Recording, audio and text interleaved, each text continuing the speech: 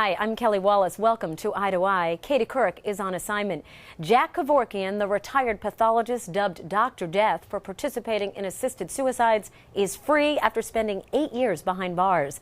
CBS News spoke with advocates and opponents of euthanasia who agree this debate is not going away.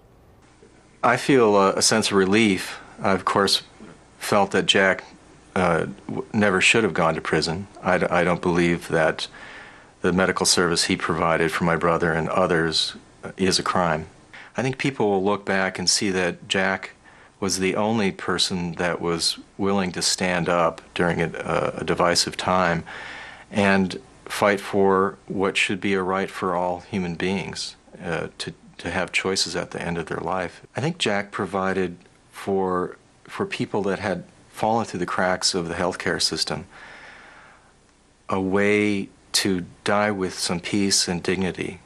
Ultimately, Jack Kevorkian was our only option, and he just was very lucky that he lived in the same county as Jack. That kind of attention was not what my brother wanted. He didn't want to be, as he had said, the poster boy for euthanasia. He wanted a very simple leaving life on his own terms, which anybody in that situation would want. This was not a political issue for him.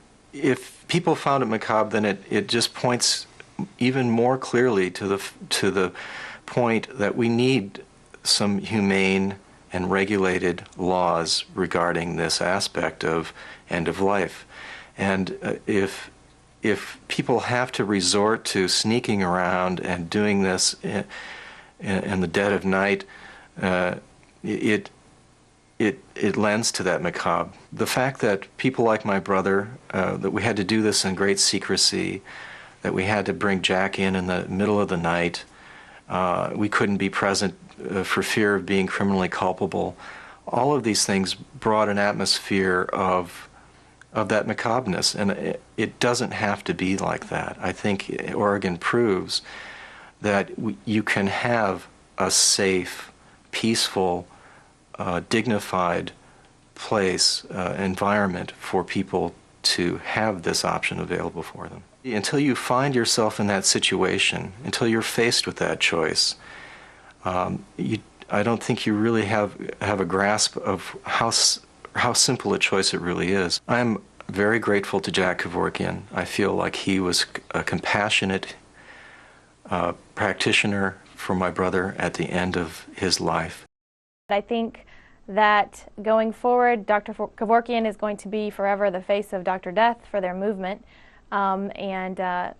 Interestingly enough, I think they did better without him, but we'll see how things go. I hope that he doesn't continue on his escapades of killing people. I think, quite frankly, that Dr. Kevorkian was the only one who was bold enough to set out to do what the pro-death movement is advocating for, and that is virtually eliminating people who are less than perfect, people with disabilities, people who suffer from depression, and rather than offer them the resources that they need as a community, killing them just simply is not the answer. And I think that the solution for people with inadequate pain management is to provide adequate pain management. The solution is not to kill those people.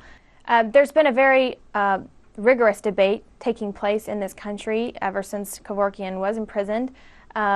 Many states have taken up the issue of assisted suicide and whether they want to legalize it, states like Vermont and California and Michigan, in fact. And these states have decidedly said no, assisted suicide is not something they want to embrace. I don't think the debate is going away. Perhaps Dr. Kevorkian's re-entrance into society will awaken the debate again. But I think Americans, especially after having been reminded of how morbid a movement this truly is, and after having been reminded by the face of this movement, that they will again take the position to help people with disabilities and provide treatment for people suffering from depression and not offer them death. When citizens are educated about who exactly is going to be impacted and which populations will be targeted, and primarily those populations are persons with disabilities, persons who suffer from depression, Americans come out on the right side of the issue and say, we're not ready to embrace that, and furthermore, we're worried that in the future, not only will people who ask for it have suicide, people who never asked for it will be encouraged to engage in suicide, and that's not something that most Americans are ready for.